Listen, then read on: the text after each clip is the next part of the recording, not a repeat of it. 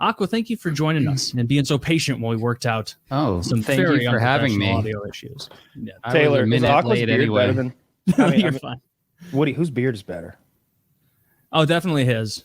Nah, disagree. Look at the coif on the front of your hair. It's wonderful. In here. It's ridiculous. You've got at least like a solid color. Man, I feel like Taylor's got the beard, but Aqua may have the mustache.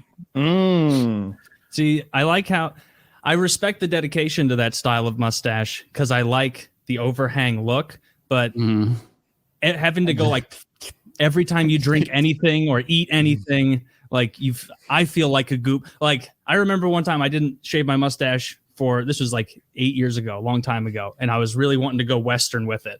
And I remember like I was gonna order a burger at a restaurant, and I decided not to because of the thought of eating it. And the second I was making those sorts of decisions based on facial hair, I ditched it. Yeah. So I noticed you guys on recording this, you're blowing right through dinner time here. Let me tell you, I was just shoveling some food into my mouth right before this show and trying to eat as fast as I could. And let me tell you, I had to remove several objects from this before coming on the camera here. It's not great. Thanks. I think Taylor's right about dinner time. I think Taylor's is more coiffed, but Aqua's gives off more of a rustic ambiance. When I see Aqua's beard, I think that guy knows how to build a wood-burning stove. Of course he does. I don't know how to do any of that. Axes. That guy's axes are sharp. You look like an. He looks like he knows how to use an axe. I look like I'm a douchebag who goes axe throwing. Yep, like, that's exactly what it is. That's it. I am a douchebag who goes axe throwing, though. It's actually pretty fun. I've been axe throwing. It's pretty cool. Yeah, Jackie and I did it. My wife did it. Yeah, you're right about dinner time thing because these guys are East Coast, and so it's a little later for them. They have their dinner normal time before. About halfway through this show, every single Thursday, an internal argument starts about whether or not I should order food for after the show. And I'm on a bad run, boys. Like I bet the past like 3 weeks in a row, I've had a pizza waiting for me afterward. And I think I'm a pizza or something else. By pizza, I mean something delivered. Chinese food. Pizza doesn't wait for anyone. Changs. Let's get that straight. Okay. Pizza's here. What? Motherfucker. All right. I'm turning to shit. I'm done. Like pizza's got like a 15-minute expiration date once it's at your house. Well, I get thin crust pizza. Heart healthy. I usually healthy. Tell me about your healthy the pizza. problem. Heart healthy, low fat pepperoni. I bet that's not even a thing. Yeah. Somebody That heart healthy meat lovers. Do you buy your lies? No. I order a lot. I don't think there's anything ordering gets a bad rap. Like, oh, you ordered out, huh? You couldn't cook. You can cook the most indulgent things ever. When I was just about to go to prison, like the weeks before, I was making these like shrimp and filet mignon and lobster bowls.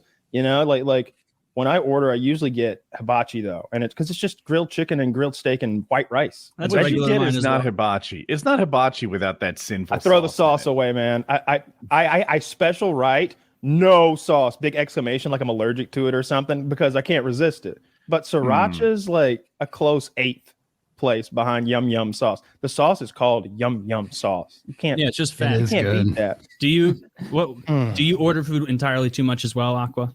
Yeah. I feel bad about it too. I maybe we shouldn't feel so bad about it, but yeah, I do. And I always order like too much, I feel like, because for 2 reasons. One, because my eyes are bigger than my tummy most of the time, I'll be honest. But also, I feel bad if I order just like one like portion. Like I feel like it doesn't deserve to be delivered unless it's so I'll add something else to the order and like save it for later or something. Oh, I've done, or just eat it all because I'm gross. But I feel bad ordering like a reasonable amount of food for some reason. Yeah. Have you ever done that where you're like, I'll get 2 entrees and I can eat 1 tomorrow or later? Yeah. It's never for tomorrow or later. I usually eat both. Yeah. I just look at it as a shortcut. like one of the more disgusting, the embarrassing thing I order is this. When I can't be bothered to make dinner that like hits a macro, whatever, Applebee's, believe it or not, at 1 in the morning, 2 in the morning, when I be working, 1 in the morning, 2 in the morning, or whatever. You can order Applebee's, and you can get a sirloin steak, so there's no fat on that motherfucker, and a big pile of mashed potatoes with no butter, and broccoli, and it'll be at your house in 20 minutes, and it costs $13. No. And I can't beat that. I can't even buy that and cook it that cheap. And when it gets here, it's not great, but it's not gross. Kyle's winning me over. I was about to say nothing. If you buy prepared food, it's bad for you. It always is. Everything at the restaurant I get is bad for me. Kyle's cracking the code a little bit here.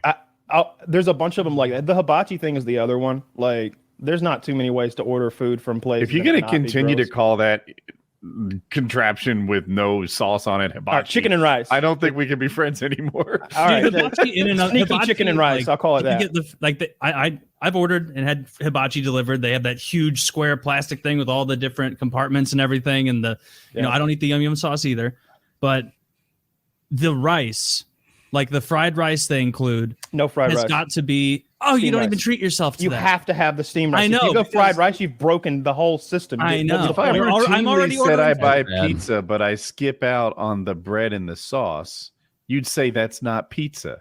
Rice is the luxury. You know, if you're on like a restrictive diet, you're like, I get a cup and a half of rice at this meal. Can you believe it? A cup and a half. And when you look at what a cup and a half of rice looks like on a plate, like, it's not a lot of rice. It's Really? not. I remember when I gave Dirty's a friend of ours. Easy fix for that. Just measure it before you cook it. Dirty's like 5'6", maybe 150 pounds, but he was trying to get fit. And I gave him this diet, and it involves lots of rice. Like, every meal, your carbohydrates are rice. And when you cook rice, it increases like 3-fold in volume. So 1 cup of uncooked rice turns into 3 cups of rice that's consumable, cooked rice. And he didn't realize that, so he was eating like 9 cups of rice a day. You know like, how rice worked? He messaged me and he was like, "Dude, I don't know what to do. This, you're telling me at every meal a cup of rice, and I'm trying, man. I'm trying so hard, but I can only get like 3/4 of the way through it." And I'm like, "I don't understand, man. I'm thinking, this guy's kind of a bitch. He can't eat a little." Of rice is this little handful of rice. Like, I've eaten out with him before. I've been to restaurants. He didn't struggle, and then we finally came to it. He'd been eating huge bowls of rice, just woks full at a time with every meal. So dude, that is on him. That he repeatedly stared at a salad bowl full of rice and was like, "This is what Kyle wants." Yeah. Dude, you gotta a lot of carb. Yeah, that'll bind them up for sure. Only one macro that matters: protein. Fats and carbs will come on their own. Just hit your protein, stay in your calorie limit. I've solved dieting. Sometimes I can hit my carb limit in a day for like a week. Like, you I can hit my carb limit in a day. That's how all the limits work, Taylor. They don't go over the course on my of the weekly week. limit in a day. Oh, okay, all right. Yeah, you're absolutely right but in as much as that, the carbs are the thing where you're going to have to be like, oh, less. That's how much I get. Whereas the meat thing is always going to be more. Yeah, I can have a little more. It's protein. It's a whole different calorie. That's better for you anyway. And meat actually fills you up way better than any. I want to know the true wait, science on the calories required to digest calories. You know, like the net caloric base. So proteins, and it makes sense if your body has to dissolve and decombine a chunk of steak. That's harder to do to get those proteins than it would be if you had some black beans, for example, like turned into refried beans. That's basically mush. That's easy to turn into proteins, right? So, yeah, as you know, one of them leaves something like steak. About 1/3 of those calories are consuming it, if that makes sense. Yeah. And if it's something like sugar, that's your body will turn all that into fat so efficiently. And the tougher the steak, you could argue. Right?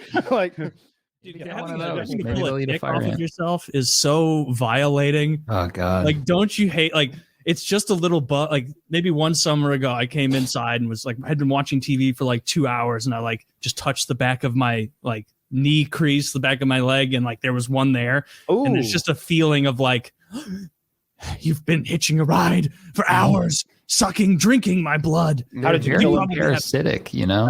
I got tweezers and I yanked him off. You didn't do the How'd you match kill thing? him though? Oh, I smashed him with the tweezers and then just rubbed him on a paper towel until it was just a bunch of little pieces. I burn them alive every time. I take it very personally that they've suckled upon my life force. So you hold them in remove them tweezers like first over and- a flame. I if I have one, it's been forever. But I think I got one when we went on that trip to Curry. But they're in my hair, and I just pull them the fuck out, and then I burn them alive with like a lighter or something like that. Fuck those fuckers. So gross. Yeah, I had Lyme disease twice. Oh no! Ticks. Yeah. What happened? From ticks, I guess? Yeah. Did they cure? I don't know. Yeah, you just take antibiotics for like if you catch it early enough. I think it can really fuck you up though. And it's hard to diagnose too. Both times it took like a few weeks for them to figure out what the hell was wrong with me. But yeah, if you just take the antibiotics for like 6 weeks or something, like a strong one, and gives you diarrhea, then you're cured. How long did Pretty you much all have you need it? to. Like what symptoms did you start having where you're like, I gotta I just had like just a fever and like a headache both times, which is like just enough to just ruin your life for, the duration of time that you have it. And it just doesn't, it kind of like comes and goes too. So you think you're getting better. And then like a couple days later, you're just sick again. And and you just think it's like a different illness or something. And then, it kind of sucks.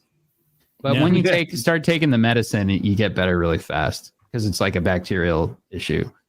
That's how syphilis Lyme is. disease sucks. That's how syphilis is. Yeah. Thankfully, it wasn't that. Just Lyme. I'd rather have syphilis. Is that curable? Oh, big time! Like Yeah. penicillin shot to the big ass. time. Yeah, Big time. yeah. It Maybe was it's better. it was. I've told these guys the story before, but like last time I had, what was I getting that antibiotic shot for that I gave myself? Anyway, I went for last antibiotic shot I got. I Is it injected. strep throat? Yeah, something like that. Whatever it was, I injected myself, and it's a big fat shot of penicillin. But I remember thinking like, this will cure anything I might have. Penicillin's such a great thing. If there was an end time, you'd want to lay your hands on some penicillin, right? Yeah. Because Figure out how to anytime you make- got a little sniffle, you just fucking hit yourself with a big wad of it. How hard would it be to make? It's from mushrooms, right? Well, it's from Fungus? mold on bread. Mold. But Yeah. I think there's I saw this thing the other day. It's really neat on Reddit. Someone made this card. It's like the size of an index card, but it has everything you would want to have if you're going back in time. Like if you were a time traveler going back in time, it's like all the shit you'd want. Lots of formulas and instructions to create things, like the basics of some engineering stuff. Lots of mathematical formulas, and it was all in this little index card. That's all a waste of time unless you can convince the first group of people you come across that you are not a witch, wizard, warlock, some form of magic man. Depends how far because- back you go. Well, let's get real. Let's say you go back the year 7. You're in Shit, Taylor, you're we can't in- even speak to these people. prison coffee. Oh yeah. I think it was technically jail. So in jail you get like one coffee a day. Or you could. That's not exactly true. You don't have more than one usually, but you can go to commissary and you can buy a lot. So it seemed like this guy was in a situation where he had to save them, though. I think they said that. And so he had taken 28 instant coffees and dissolved them into hot water and drank 28 days worth of coffee. And he was out of his fucking mind, like a lunatic, bouncing off the walls. They had to put him in like a stretcher and like secure him down. And he's screaming.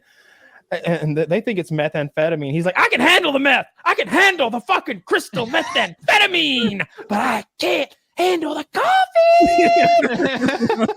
What was he like before the coffee? Like, was he like a mellow, like laid back kind of guy, or was he like meth? okay? It was a replacement for meth, is my understanding. Yeah. Holy shit. I've never taken anywhere near that much caffeine, but I would think it would like hurt you, like do something, like something bad would happen. Could kill you. Did you see there was that video Derek made like a year or two ago where that dude had like powdered caffeine, like pure powdered Dry scooping caffeine. energy. And he was was putting caffeine like into like just powdered caffeine into like a cup of water or some juice or something to drink it. Oh. And he took 5 grams of caffeine. Woo! And he had a heart attack, froth at the mouth, and died. Like Yeah. he you can't take 5 grams of caffeine. And Yeah, 1/10 of that is gonna. that's a lot. Yeah, And I would take like half a gram. Looking at 5 grams of caffeine, that's like, the size of a creatine scoop. Yeah. Like, it's almost scary because it's like that amount of any little powder, especially caffeine, like internally you should know it's an absurd amount, but like looking at it, it wouldn't. Well, actually, yeah, it would totally jump out at you. Yeah, it would, especially if you're buying this. Yeah, it would be like doing that equivalent amount of cocaine, honestly. Like, like 5. That's so much goddamn caffeine. If you drink too much water, you can die. Yeah, anything. Yeah, water sickness or whatever. It's an insane amount of water. Like you'd probably be. Isn't the amount of water you have to drink for the water sickness thing, like you'd have to be trying, like hoping not to vomit and stuff? Vomit water. Probably, yeah. I would imagine.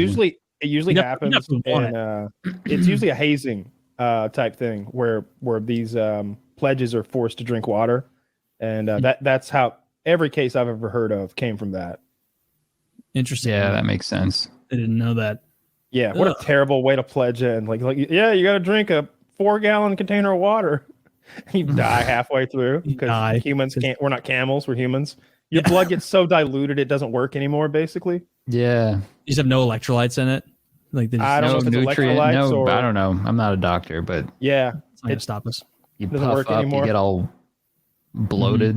I guess. I don't know. You get watery. Doesn't sound good. That would be start crying. You're just leaking everywhere from water. What a terrible way. Actually. How much does it hurt?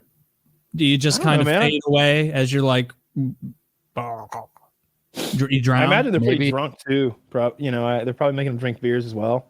I don't know. I don't want to die like that. Water sickness? What a bitch ass way to die. I mean, I want to mock all those brave young men who died of water sickness. Water sickness? I mean, if you're going to die, what you hear more is like the fraternity, like, drink this whole fucking handle of Bacardi. And then it's like, he died. How surprising. And it's like, yeah, you can't drink a handle of liquor and not die. Remember that guy Shoe Nice? Oh, we know him. Yeah. He's on our show many, many years ago. Yeah. I remember Do you remember like OG Shoe Nice? Did you watch him when he was starting out on YouTube? I did. Maybe? Yeah. Like the liquor slams and the glue and all that stuff. Yeah, I remember. Eating the whole container of caulk. Yeah. Like all that. He would eat a lot of non-edible things. I remember back then. Yeah, like pine cone and like crazy shit. Yeah. We were all on a trip together, like a bunch of YouTubers, like long ago, and we would watch his videos together and be grossed out and just in wonderment at how there was now a celebrity who was making $600 a video who ate caulk. And it was like, he's got it figured out, man. He's doing what he loves. I mean, he was a pioneer, like no one else was doing that stuff. Yeah. Then. I think he does TikTok now and he still poisons himself basically. He's on a good stretch then. We're talking about Shoe Nice. How I figured that was my guess. He would seem like a TikTok star. Is he killing it there? That's his platform. I would imagine so. His content would be it's real, it's fit for that. It works. But people say it's not monetized well. No, it's not monetized well. Like people will get 24 million views and it makes like $3 or something. Yeah. I don't think those happen. I just want to know, like, not how much people are making per view, because the view numbers are all so skewed. How much are people making? Is a decent TikTok star making 30 grand a month? That would tell me more than 24 million views is worth X. Not as much as a decent OnlyFans star. 10 years expired. like a horse that had like a horse with a limp. We've talked about this before, but it always strikes me as so awful that they can't find a way to make a horse breaking its leg not a life-ending thing. Oh, they can. It's laziness. I think maybe the Kentucky Derby or something else is coming up, and I think 4 horses died last week or had to be put down. And I think that just means they fell and got bumped up, and they're like, well, that's the end of you. I do not get it. Why can't we just suspend the horse by its belly and extract its cum and make some money? Yeah, well, Jesus Christ. Or please, this is my personal version of heaven. It's his hell. Hell, You act like it's cruelty. Free me, human. Free me from my bonds. I realize He rapes me every night. every night. That's what the horse would say. No, I wish to run in the meadows of my ancestors. Shut up and now come. you're in a cage, bitch. Run. But I used to fall for that anti-horse propaganda as well, just like you guys, until I saw a video in India of an elephant with a missing leg that they very easily attached something to the socket, and it has an enormous heavy load-bearing thing, and then the elephant's walking around. He's able to eat. He's able to go about his day. They throw a bunch of baby powder on it in the beginning of the day, slip it on. End of the day, they take it off. Did. All of this stuff is possible in India for an elephant, and we can't figure it out with horses. Nah, it's these fucking horse owners they don't care about those horses. I think They don't even about eat horse them. bones and how stupid horses are. I think elephants are smart enough to be ginger about their stump, whereas a horse is just going to try to jerk around and sprint on its fiberglass leg that hasn't set yet. Maybe, but Is that the problem? yeah, elephants are smarter. I'm than going to say that's the problem and then move along. Yeah. no, I don't know enough about horse medical practice to debate this, but What's really We won't turning me touch fine. is Let's I can't think of any horses that I've ever liked. Even the horses at horse camp that I went to, they were just kind of, they're like, all right, get on. There were no like friendly horses. Dude, They're kind I of literally just had a brain blast, Jimmy Neutron style. You know those little dogs that lose both of their back legs and they put wheels there? Whatever side the horse loses its leg on, you remove the other leg also to keep it alive, and then you put wheels on it. Now it can go hog wild. And Like a chariot. It's not going to run too fast with This one is leg. nice. I love the idea of a horse and chariot, but you just need half a horse. Now we're It's making money. the brand new horse and buggy by Honda. By Honda.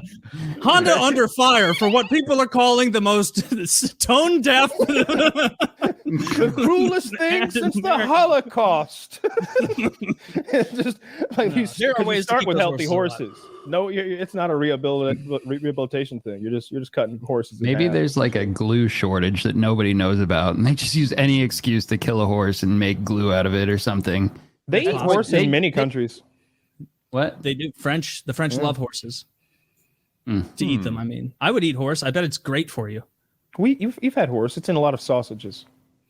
Oh, I've never had a and horse. it's delicious. You know who eats a bunch of weird meat? The China. lead singer of Red Hot Chili Peppers. I saw this interview with him. I think it was on like Joe Rogan or something. Funny enough, I was so intrigued by this meat situation. He eats just all this exotic meat and like only exotic meat and like really gamey, like strange animals and stuff. And he has like a meat supply, and he just I don't think he eats anything but that, if I'm remembering correctly. Is it a diet thing horse- or just like a rich Yeah, it's like a guy? diet thing. He said he had all these problems before, like all these health things or something, and he discovered just panda started burgers. eating like all this weird meat, and he's never felt better. He feels alive and virile, and So a little bit of a Liver King kind of thing there. yeah, I guess so. Yeah. And we had It a was, nice talk about that guy, Yeah. the most obvious steroid user of all time, saying he's not.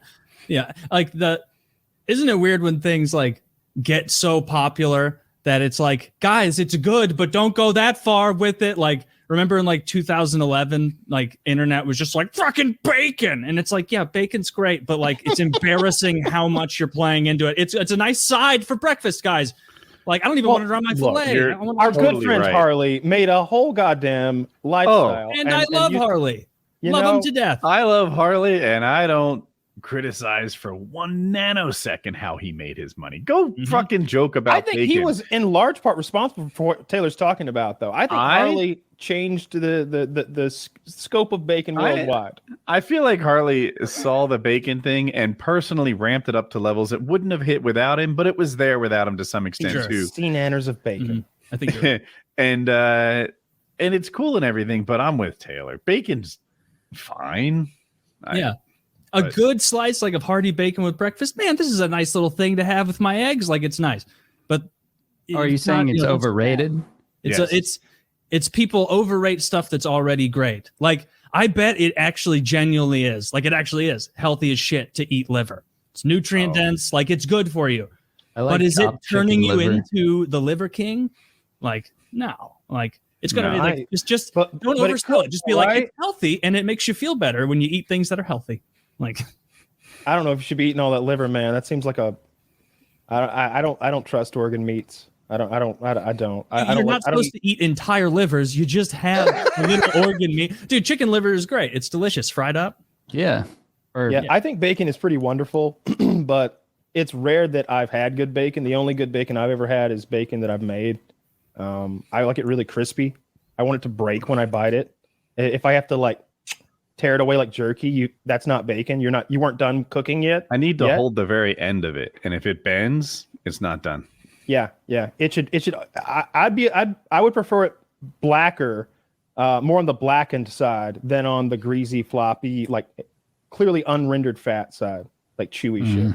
Yeah, the unrendered fat. That's good bacon to me. If I can just. What is unrendered fat? I don't think this is a term I'm not familiar so with. rendering fat is when you melt the fat. It's a big part of cooking, and if the fat is still white, in a lot of cases, like on a steak or something, then that's unrendered fat. It's a sign that you did not achieve the internal temperature that's required to eat this. Mm-hmm. Can bacon be microwaved well, or is microwave bacon always shit? So we used microwave bacon in our epic mealtime video. The one he did at my at my house, just for expediency, and because I had one oven, and we didn't have we had one oven, and it was not going to happen. So we bought a bunch. It was awful. It was real floppy. It tasted closer. It was more like a dog treat, I thought. Than it looked really processed. Like all the pieces looked the same, and bacon should be this not very uniform thing. I like when one end of it's super wide and the other end of it's super narrow, because they started with a pig and they did the best they could. Yeah. You know? I like that rather than these identical, almost like Lego pieces of microwavable bacon. So that shit's gross. But yeah, bacon, most of the bacon that I've ever bought anywhere was gross. But if you bake bacon in the right tray in the right oven, it's fucking great. That is true. Yeah, you have to bake it. Just like steaks. That's what I would cannibalize. If I was going to eat a man, I would eat his belly meat. Belly meat. Yeah, I would take his belly meat and I would make a sort of a human bacon out of it. I would slice it just like bacon, like pork belly, if you will. Mm. And then I would take the thumbs, and I would want this big chunk of muscle here, and then you use the thumb bone to snap it off, and now you've got this little drumette, right? Like a bit like a lamb shank almost, and you can have those wrapped in the belly fat. What kind of person would you want? You don't want someone who's too lean, and you don't want a big, giant, fat person. I think someone who used to lift weights, but has absolutely let themselves go. I would find myself a Pacific Islander who'd been eating a lot of pineapple and a lot of pig himself. That's a sweet meat, and so I think he would have a very high fat, sweet flesh. And one of those Pacific Islanders, a Samoan man. Not like The Rock, like one of the real Samoans. He's a little chunky. Oh, that guy who sings "Somewhere Over that huge fat Israel guy.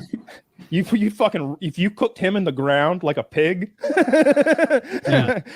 when you dug him up, oh my god! Dude, I re-listened to that song and watched the music video at least like once every couple months because it's such a great song. It's so good. I almost laugh every time I see the part in the music video where to get a full profile shot of him standing, he has to be in a pool.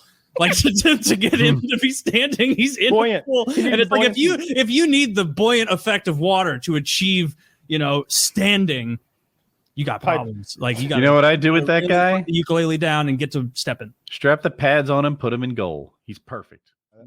Yeah. I saw that there was a hero on the New York subway yesterday who choked a crazed man unconscious, and I guess he just kept on subways. I never hear good stories on subways. Well, it depends on. Did he kill him? He killed him. He killed him. The guy was crazy. He was a crazy homeless person screaming and such. So back when I did Brazilian Jiu-Jitsu, I used to like live for this shit. In the same way that gun nuts just like scour the internet for times guns were used for good. I would scour the internet for times that like rear naked chokes were used for good. And one of the things that goes wrong a lot is when the victim is on something. If they're on drugs or alcohol, that guillotine choke that you've done 1,000 times before is more deadly than you expected it to be. Yeah. So if someone like showed up at your jujitsu gym and like they'd been drinking, they'd be like, "No, get the hell out of here. You not safe." Or would they be like, "You arrogant piece of shit, come on in"? Oh, that's what I want to happen. New people would show up at the gym all the time and not recognize that they're bad at grappling, which is glorious. They'd be like, "All right, 15-year-old skinny kid, go roll with that man," and the child would just manhandle him, and it's like, okay, that's our 4-month white belt. Do you want to work your way up the chain? Would you like to go with Woody next or someone who's really good? Not saying that me like Woody or someone who's really good. And I love toying with them. Or if somebody new had such a physical advantage, maybe he's in boot camp or something, that he's beating up on someone, he would get dealt with, and it's sweet. I saw a guy, he was beating up on a girl. Right. So this is a really sweet Mormon couple, both blue belts, both good at this. But the wife, she was like this hot 115-pound woman, right? She can't beat even an untrained guy who's active duty army. Sure. And she was the only person he was getting the best of, right? He'd gone around, we had all had our turn with this freak who couldn't grapple. And then he gets to the girl and he's putting his forearm in her neck and just like grinding it and holding her down or whatever. Yeah, because he needed a win, and this is the only person he could beat. The girl. Well, read the room. Read the room. Husband trains there too. Flying and he was just doing like takedown drills on this guy, picking him up, putting him down, and then the guy didn't even want to go anymore. But the bell hadn't rang. He's just like, "Get up, there's more," and lessons were learned. Yeah, that reminded me so much of. We were maybe 11 years old, and I guess 11 or 12, and that's the age where they allow hitting to start being a thing in ice hockey. Before that, they don't allow it because, especially on ice, even a little kid can get a huge amount of speed and fuck somebody up. And by that point, I was a goalie, and so hitting was not part of my repertoire. And so I remember, though, one of the first practices where the head coach was like, "All right, Taylor, you go in that net with the goalie coach. We're doing a hitting drill." And like part of me, I was like, "Oh, I knew this day would come. And I do feel lonely down here by myself," like with just me and the other goalie. And I watched as he lined up this big ex-hockey playing like coach just had them skate as hard as they could, like behind the net. And he was there waiting for them. And he just knocked the shit out of them. Like put them on their ass. He was the brick wall. He was a brick wall just to get them used to what it would feel like to run into something with no give. It's not like a wall. He was putting them down in a way that wasn't going to hurt them. But I remember watching that and so quickly being like, I did make the right decision in being a goalie. Oh yeah, you want to be in goal where it's safe. It never occurred to me that you'd practice like checking or hitting in hockey for some reason. I never played that or any contact sport for that matter, really. I played a little baseball, but there's none of that. That's interesting. Yeah. I'm shocked. It's weird to me because how to hit. It was obvious because you've got parents in baseball, right? Like I think the closest thing that ever came to a parent hurting a kid is the kid doesn't catch the ball and eats it. I've seen that happen. But in hockey, a parent has to hit a kid. It sounds like for the lesson to be given. So that's kind of weird because I mean, an average parent might be very judgmental about how many newtons of force are being applied to their son in this training. That was 2 newtons too much, you cocksucker. But then like a crazed person is just going to want to fight, right? Especially a hockey dad. Oh, you like hitting kids, do ya? Let me show you how they do it over in hoser. How to do it in the Michelob leagues. The Michelob leagues. Yeah, it is. I was jealous I couldn't hit, but it was also kind of nice. Like that was the best part about being goalie was also the worst part. Like you are in such control of the game. Like it felt great and also felt shitty because sometimes it was like this was my fault. You're like everybody's little brother as a goalie. Like, oh, did you hit our goalie? Did you get like? So if you stop in hockey, it shoots little ice like snow, right? And if you so much as snow the goalie, everyone tries to beat you up. And it's like, what? How big a pussy is your goalie that he can't get ice on him? But It is annoying, man. It's cold and it gets in your eyes. Yeah. I don't like it. That The must be rough. disrespect Tommy's alone. got Then sometimes now. then they stick when you're covering the puck and they stick their stick under your thigh in the meaty area and they rake back and forth with like trying to give you splinters. That shit hurts. People do that? What the hell? Yeah, they're mean spirited. When Taylor fiber first told me that about the fiberglass splinters in your thighs, Oh god. that's when They're wooden at the I time. felt the same way I felt when I heard about the varsity football or baseball trip where they raped the kid with the Coke bottle. I was Oh like, my God. well, I won't be playing high school ball then, eh? No, I was like, I certainly won't. like you can only take so much hazing. I was like, I thought there'd be jock straps and running. And they're like, Yeah. nah, dude, they put a Coke bottle up Chad's ass. That kind of hazing is so upsetting. It's like, how are you better friends afterward because of that? Where I it's mean, like, it wasn't a modern Coke bottle. couldn't It's you have all gone through plastic. something else a little? Couldn't you have? Maybe they drop you off in the middle of the woods 2 miles from somewhere and you have to wander back. I don't know, something not fucking putting in your ass, No, like because they then you have to decided be like, rape him on the bus. this is my instead, Taylor. best friend. This is Jared. He's our all-star second line center. Used to be first line. Now he has issues. Like he's got a lot of psychological problems. This guy Could have been a great player. Yeah. a great player until he was Really- that was really had our fucking potential. abuse. Jesus. Jeez. There was so no. you didn't. So Aqua, you only played baseball growing up. No other football. I hockey? tried to play soccer and all that. I couldn't like run for a very long time. It's not my thing. And basketball, I just never knew what the hell was going on. I just get hit in the head with the ball all the time. Soccer too, just hit in the face with the ball. I'm just not super aware of like what a ball flying around a court is doing. It's just not. It was never really my thing. Yeah, you just didn't have an I can interest in it. bat and baseball. That's all I'm good at. I can hit the ball with a stick. I'm good at golf too. That's about it. Okay. And skateboarding. I got into skateboarding and that was my thing. No ball, no nothing. How long? Simple. Or I guess when did you start skateboarding as a young kid? Yeah, like maybe like 6th or 7th grade, something like that. And that was like my thing. Like I actually did a little skateboarding today for the first time in quite a while, and I suck. It was horrible. I was super out of breath and like could barely jump and scared, frankly. I just don't want to hurt myself anymore. It's just not worth it. Were you at the point that you could do like tricks, Yeah, like I could do McTwists? no McTwists. I didn't do like the half pipe thing or anything, but like stale fish. I'm trying to remember things from Tony Hawk these 1998. are like more snowboard tricks. Yeah, no, I could like kickflip and like do that off of stuff, like down some stairs, like stuff like that. Nothing crazy, just a few.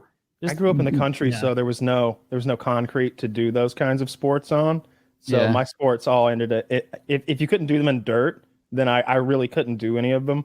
I remember I got a bicycle for Christmas one year, and I was like, but what the fuck do I do with it now? Like, because it's like we live at the end of a dirt yard. We live on a dirt road with a dirt driveway and a dirt yard. Like where do I go? This isn't a mountainous area. Well, or there's like trails. No, there's not trails. It wasn't a mountain bike. It was a track bike. Dirt bike. I mean, it was a mountain bike, but like what? My little ass is gonna pedal it through the cow pasture when there's ATVs and shit. There was no purpose for it. I just sat there and rusted away. Yeah, that's literally just for exercise, and you're a kid. You don't need it. You're I got a already running basketball around hoop nonstop. and a basketball, and it was like they didn't pour me a concrete pad, so I'm just out there in the dirt again, just like poor Michael Jordan from the beginning of Space Jam, like that, but the version that didn't try. Yeah, That's how I see myself. as the Michael Jackson from the beginning of Space Jam who doesn't try. Yeah, same exact thing. Yeah, If only all you had have- like Michael Jordan's dad, who Yeah. just like pushed him along. You could have been Yeah. Michael Jordan. I believe Michael that Jordan's with all dad, my Michael heart. Jackson's dad. I believe that with Great all my heart. dads. Yeah, I believe it. Yes, they're known for their great dadding. Yeah. They're known for Yeah. not taking no for an answer from their kids. Mm. I want a normal childhood. I don't want this surgery. Shut up, Michael. Dance. Like that's Dance, you little Michael. fucker. Dance. Daddy, please don't chemically castrate me. I'll turn out weird. Shut up, you bitch. Shut up. He's got dollar signs in his eyes. Yeah, that's what happened, by the way. He was Chemically pretty good. castrated him, made him Made all some weird. great songs. Some excellent songs. Some of the best. My gaming mix is very, I don't know. It doesn't. Michael Jackson heavy. I mean, there's some Michael Jackson and some Kanye in there. It's a little controversial. I like that stuff. That's some of my favorite music. When I hear Billie Jean, I'm like fucking snapping my fingers and dancing You along. need to put a little Chris Brown in there. Come up with the whole sort of I don't like Chris pedophile, R. rapist, Kelly as well. Nazi. R. Kelly. Yeah, R. Kelly. There you go. See, I like Rihanna too much to support Chris Brown. I really do like Rihanna. She's probably one of my Rihanna has top 10 forgiven favorite Chris artists. Brown. I don't know why She's you great. haven't. He's whatever. Yeah. Yeah. I don't know Yeah, any of his songs. That's I a would if I very heard. attractive lady. Still? How old is she? I don't fucking care. I mean, she's pregnant and gross at the Super Bowl. They had her up. They had her all in that red like jumpsuit, unzipped, like suspended up in the air for some reason. So that wasn't hot at all. But last time I saw her not full of baby, she was pretty smoking. She's probably in her 30s, 35. That's right on the dot. Pretty close. You know how Woody feels about that. Woody, I know you're a stand your ground, staunch right wing kind of guy. Okay. I think you might be. You're down with the stand your ground stuff as far as that goes, right? Like I like that.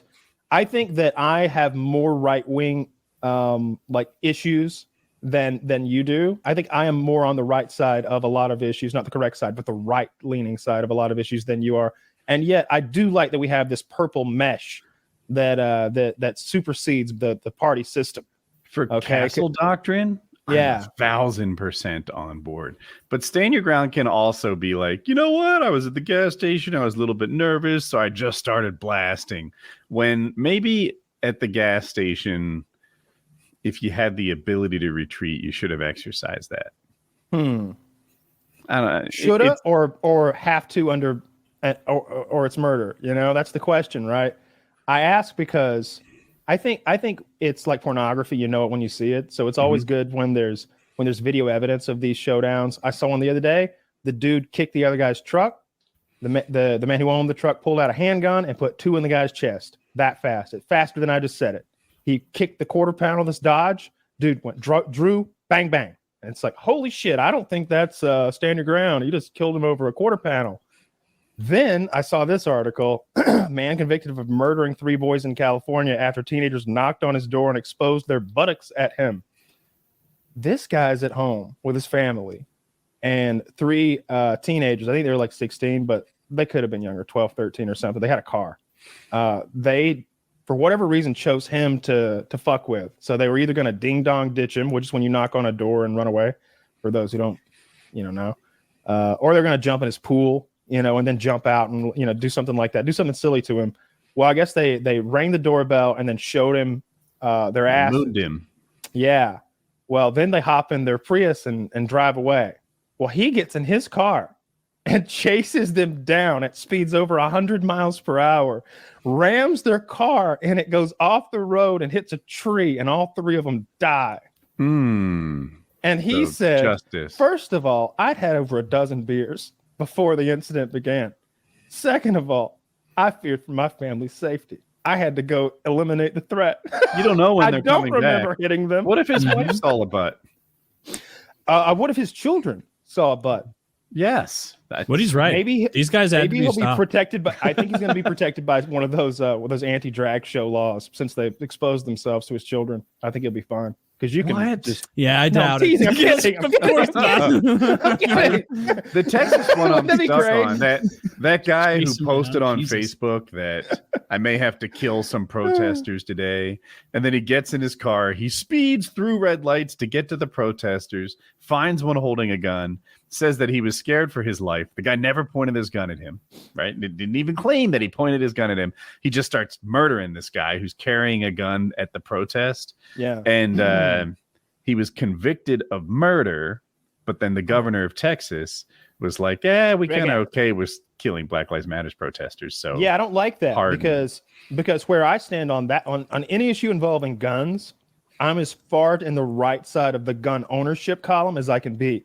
So sometimes I'll see people show like people like transsexuals with guns that are painted with the tranny flag or whatever, and they'll be like, "Look at this! This is what they hate the most." And I'm like, "Oh, I love it so much! Fucking put a pussy on the end of that motherfucker. Make your silencer a big bussy. I would love that if it puts another Pussy. gun in another fucking hand. You're I would selling love me on that it. shit. Tell me more. Yeah, the Bussy Blaster, and it's Right, it makes queefing sounds with it's just a butthole silence. flashlight on the end of an Yeah. AR-15 is all it is. But It doesn't it's fun. silence it. Yeah, I love that. Or when they show like Black Lives Matter people like standing with their guns, or when they like show a flashback to the Black Panthers in some state capitol building, all with their G3 rifles or whatever they were. I'm like, yeah, I love that shit. Yeah, I most love gun that people love guns in pretty much every context. It supersedes all my other political views. For a lot of people, it does. Yeah, guns are important and they're fun. Yeah, I even support women owning guns. What? Whoa! No, I think there should be with their competence. with their I know we're a husband or progressive brother show. or father's permission. Inshallah. Mhm. 17. If they can prove they don't have a clitoris, then yes, they can have a firearm. It's one or the other, ladies. Just one or the other. That's the hard rules of Kyle. He's Carolina, cruel and not fair. North and Carolina's illegal. concealed carry permit involves some competence. They take you to the range and is the easiest test. You have to hit all the targets from like 9 feet, but at least you know how to operate the gun and you can like pick it up and put it down and only point it in the right direction and stuff like that. And I always thought that was a really good idea. And they also taught us the law, which wasn't completely intuitive, like when it's okay to shoot and when you can't shoot, which has been updated since then. And I thought that was great. How do you feel about that? For concealed carry, should you have to take a course? Pass a course? Well, the issue is that concealed carry was ever even another branch of law or another way to view gun ownership or gun carry. It's a term that you don't even want to begin with. It doesn't matter how you carry it. It's that you can carry it, and you shouldn't need any kind of permit whatsoever. So it should be as free as a candy bar. Just buy it, put it in your pocket, carry it around. Everything's fine. I can't think of very many restrictions I would place on firearm purchases and ownership. I come at it from a different place than you. So you were born into an environment which was always going to make you a gun expert. I was not, right? I got my first gun at like 35, 37, something like that.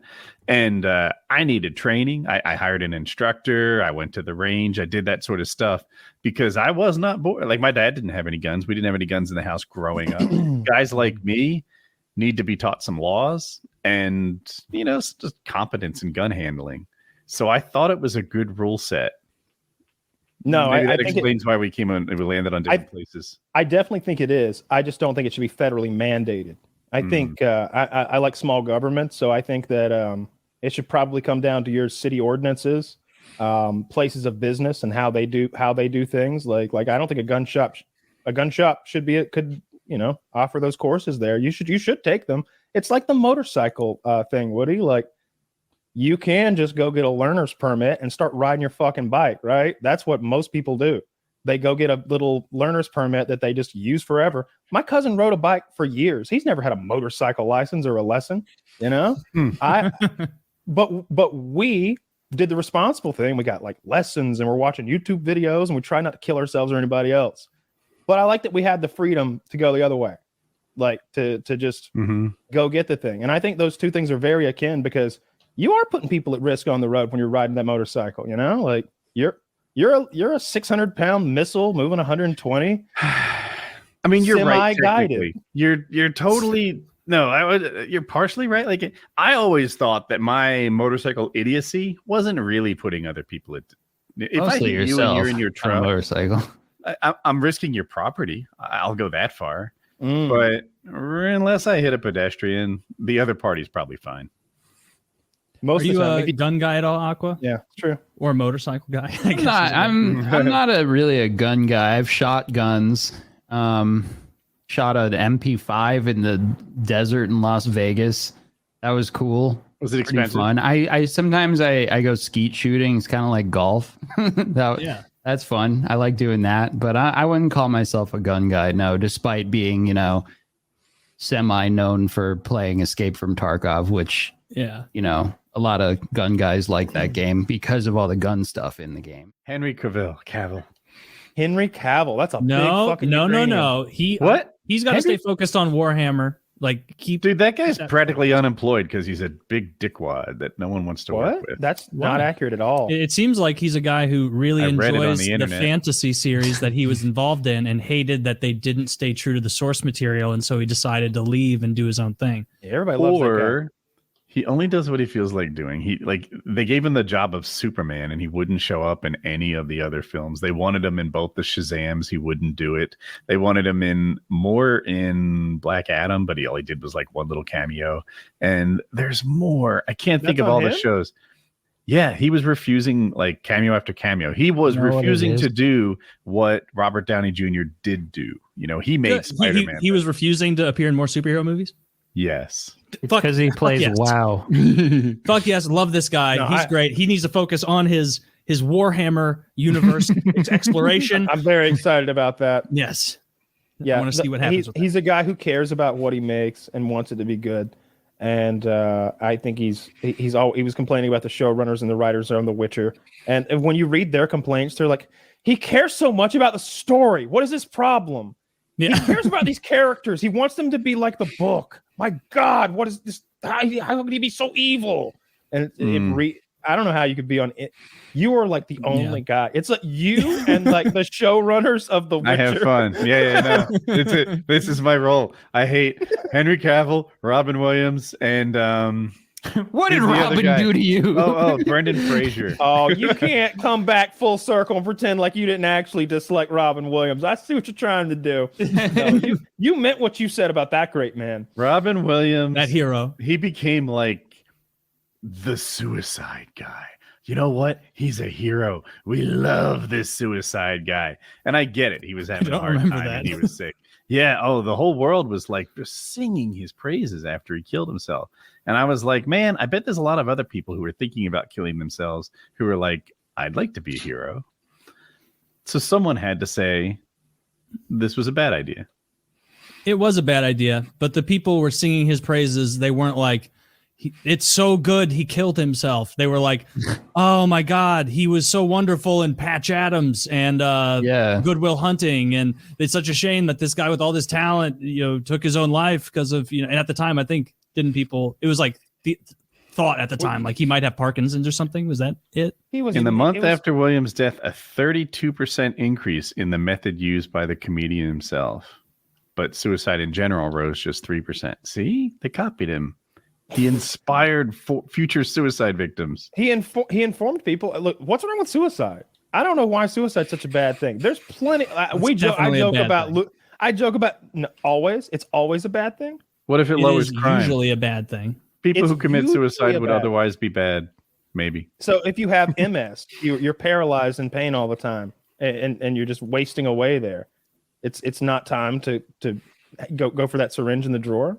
I think it depends on the person's like life and the surrounding context, right? Like if they're 40 years old and it just started early onset or something and they still have kids and like they're like, then of course, like you don't kill yourself. If you are 72 and you are a constant pain and life is hell, then like, yeah, you should be able to do that if that's what you think is. Well, where's the suffering level? How much do I have to hurt before it's okay?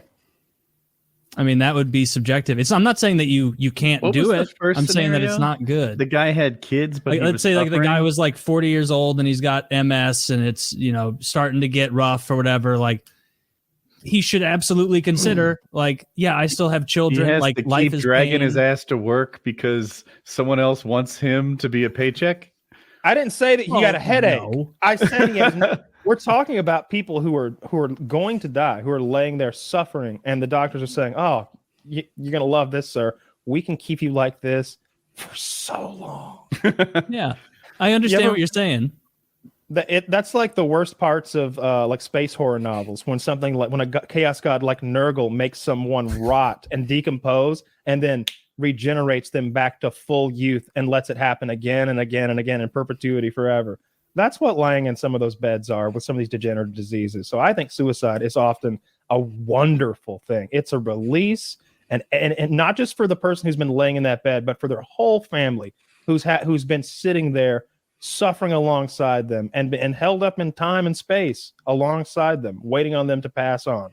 It's often a great thing. I understand what you're saying about that, but like, again, you have to construct a very specific thing. Like in both, it is literally life and death. And so you need to treat it with severity. Like, it is not a good move most of the time to kill yourself.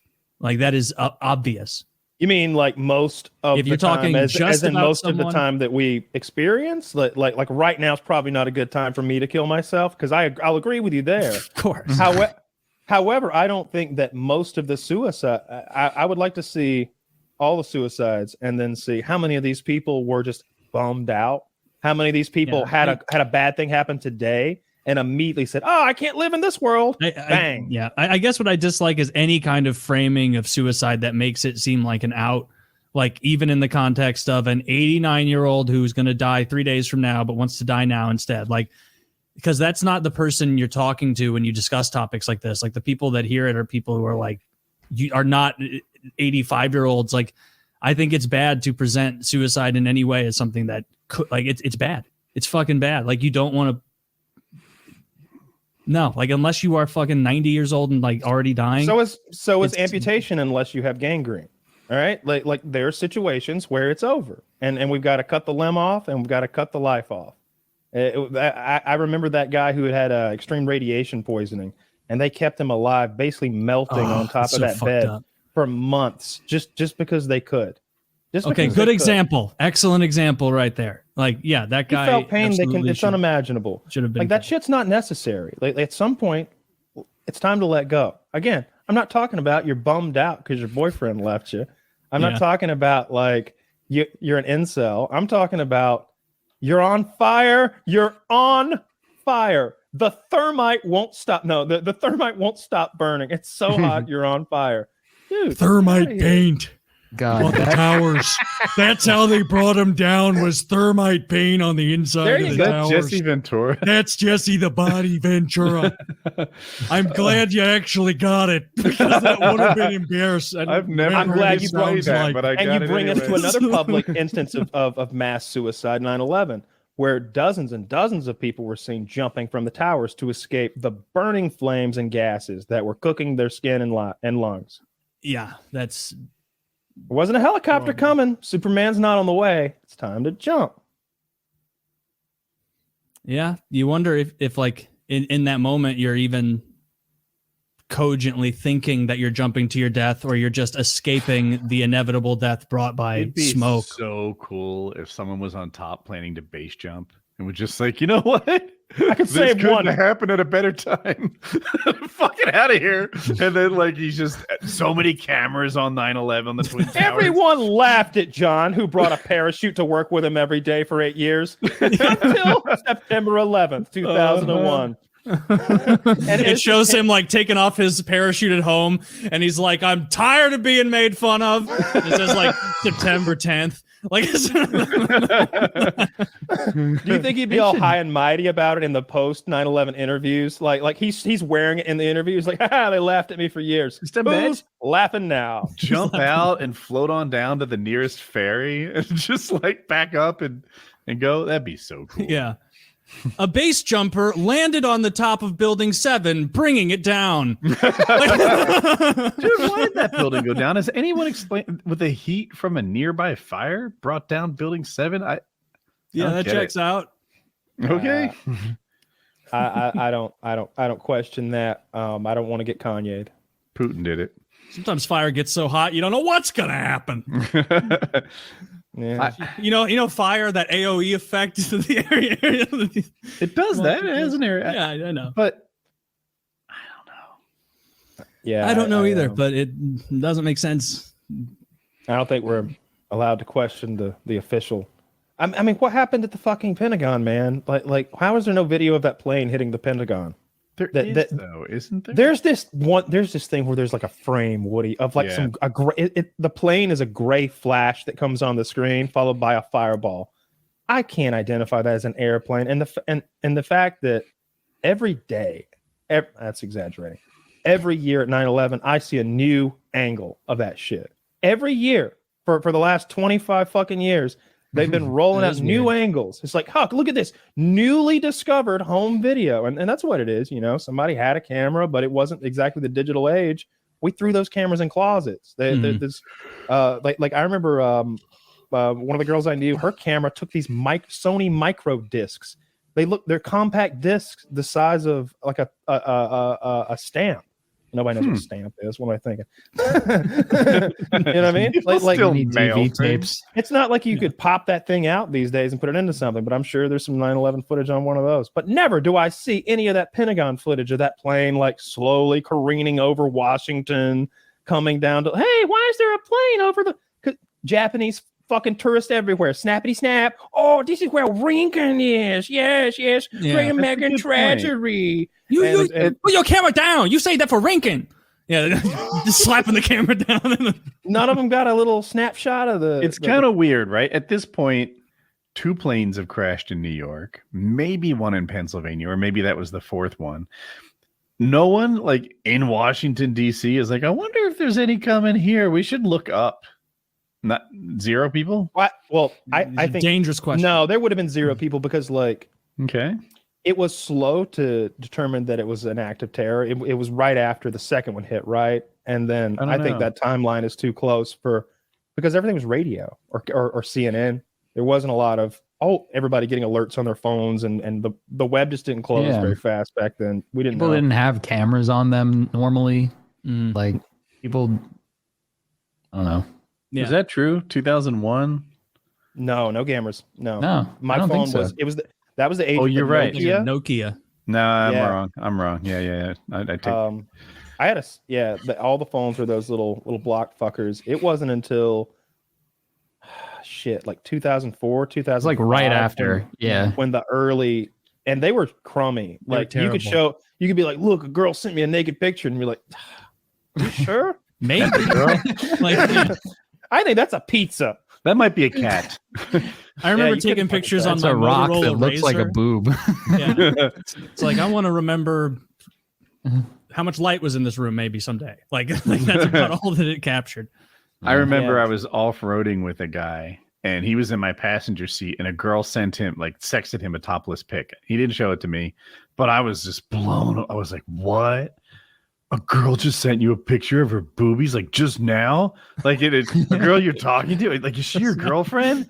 And he's like, no, but she could be. And it was like part of the courting process. It was brutal. It was a real "the future is now" moment, wasn't Yeah. it? That was Taylor. That was last year. That's what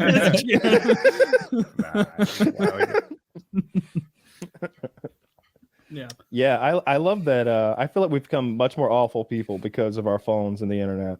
I really do. I think it's helped us in a lot of ways, but the way it's been used and just been run like the Wild West, we maybe could have used some federal oversight early, huh? Yeah. Maybe we don't allow smartphones. We keep the internet just for nerds. Nobody else can be online. You have to be a gamer nerd. Keep it to where being online like the early 2000s where it was still lame. Yeah, I would like that. You know, And the like, pedophiles. What's that, Aqua? I was just gonna say, like, looking back, you know, on like movies like Dazed and Confused or something like that, for example, you know, like that era of time without cell phones. There's a level of charm there that just like doesn't exist today. You know, like that just. I know that's a movie and everything, but I feel like not having a phone is. There's something to that, you know what I mean?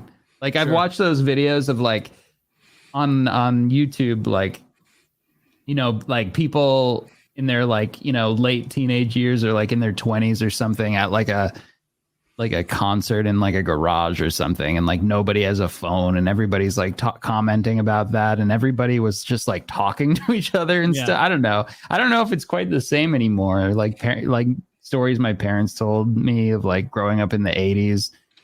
I don't know. It just, I feel like we're missing out on a little bit of that.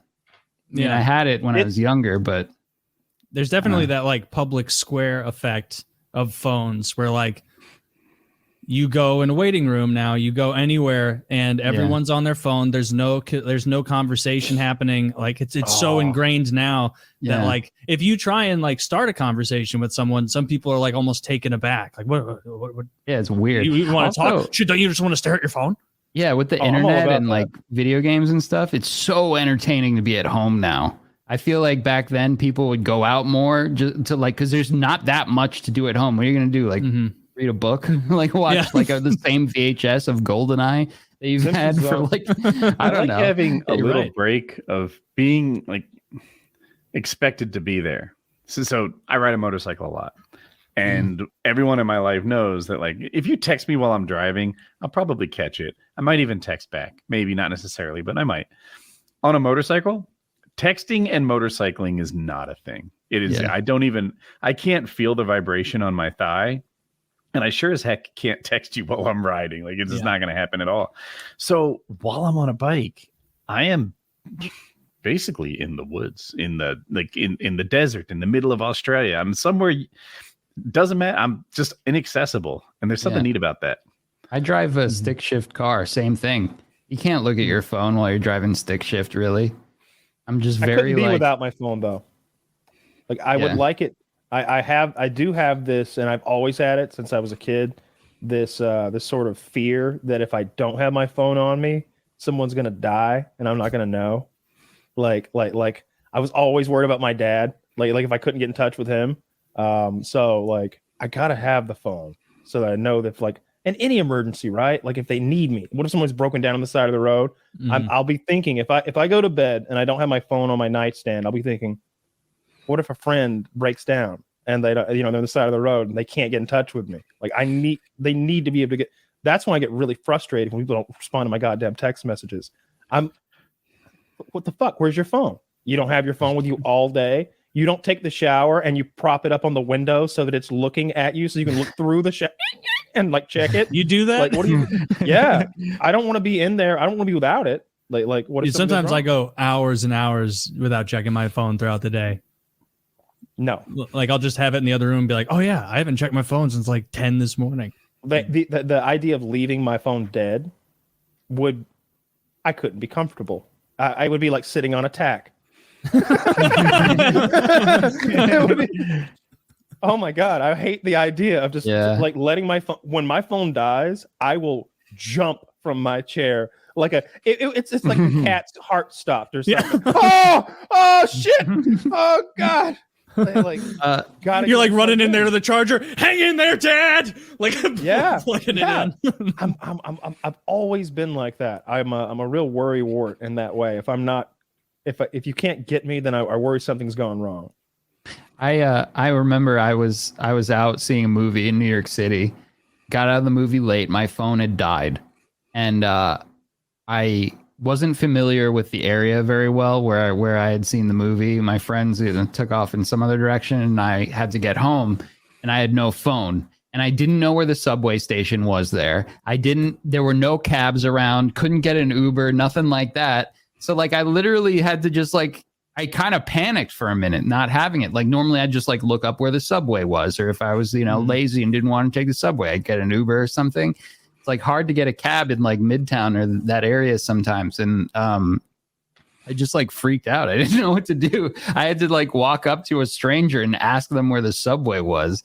Like that's such a foreign concept to me now. I don't know. It's wild. Yeah, it took me aback.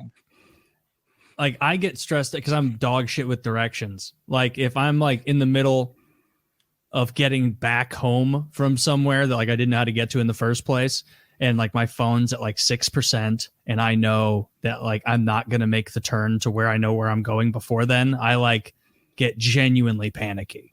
Where it's like, oh my god, I'm gonna be lost. I'm not gonna know where to go. And it's never like that because like it's always like, oh yeah, I know, I want to go west.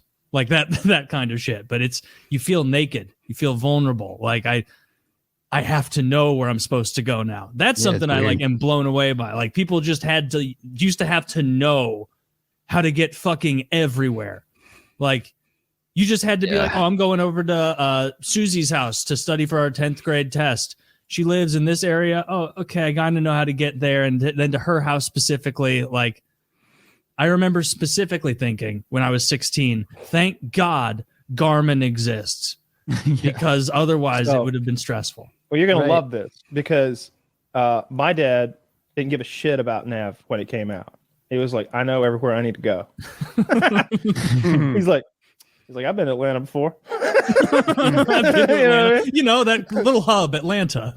You know, like he just knows everywhere he needs to go. At this point, that's his mindset about. I'm sure he didn't know how it worked at the time.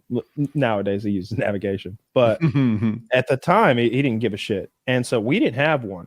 When I was still using printing out MapQuest in like 2004, 2005. Like in the passenger seat, looking at that fucking map in my passenger seat, driving through Atlanta and realizing that I was on the wrong side of the perimeter, which, if you don't live here, means I have fucked up. I'm on the wrong side of the goddamn city. Like it might as well be it's miles and miles, and literally 1 million people are in cars between me and where I want to go. It was awful. I drove for a long time without navigation. And I remember when I was like 18, 19, especially, I really liked it. My cousin and I would get up early. We'd get our shotguns. We'd get a crow collar, a couple hundred rounds, and we just start driving. And we'd drive until we saw crows, and we'd get out with a collar and call, yeah, they're here. And then we'd find whoever lived there and like go to their house and ask for permission to shoot the crows. And if they had, it was usually pecan orchards, so we just get out and like hunt like that all the time. And we were lost as fuck most of the time. We would always need like old timey instructions on how to get back home by the time it was over. So you know how different races have different like characteristics, right? Yeah, black people have kinky hair. Jewish people tend to grow really full beards. Indian people have hairy ears, oftentimes. And I work with some dudes that was like, to my eye, these were bat wings. They were just like furry ears all over. And I don't know why they didn't do more to trim it, but people didn't wear deodorant, so it keeps the bugs out. Keeps the bugs out. But I don't know. That's really the end of the story. I work with Indian guys who had hairy ears at a level that you Caucasians don't get. No, I think that's what it's for. And I bet it would feel good. I'm going to get one of those nose waxing kits. You've got this thing, you know, it goes all up your nostril covered in wax, and you let it dry, and then you pull these two plugs, and it pulls every hair in your nose out at once. I'm really looking forward to doing You need that after all these breathing annoyances you've had the past. Yeah. I've had really bad allergies this year. That's what I finally put my finger on it. It was when I took the right cocktail of Sudafed and allergy drugs and stuff, but I'm still suffering. Yeah, it's I'll be glad when the pollen goes away. It's not dog related, is it? Because it's not that you're new to dogs, but you've really stepped up the dog not long ago. Yeah, I was worried it might be dog related. The one dog, you know, Toby is hypoallergenic because he's part poodle, but then there's other dogs. Like four more. Of them. Yeah, there's 3 more dogs in there, and they're all different. So I thought it could have been that, but no, it's just it rained the other day, and I felt so much better. Like I didn't sound like this. I just felt better. But then today, I can smell the pollen. I can smell it. Every time I go outside, it hits me, and I just get worse and worse and worse. So yeah, it's I'm going to be glad when this pollen season is over. I guess I have allergies again for the first time in a decade. I haven't had an allergy. We live in basically the same climate, but North Carolina, when it gets windy, there are clouds of pollen that look like deep fog, green fog. It is, I've never seen it anywhere else. It blankets cars. It turns cars yellow. It's shocking amounts of pollen.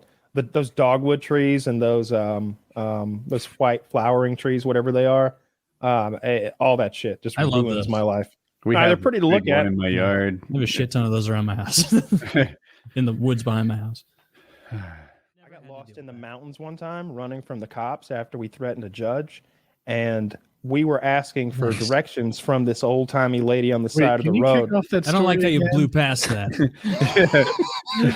I thought this is something you talked about before, like several times or something. Holy crap. I have. They just don't remember it well. That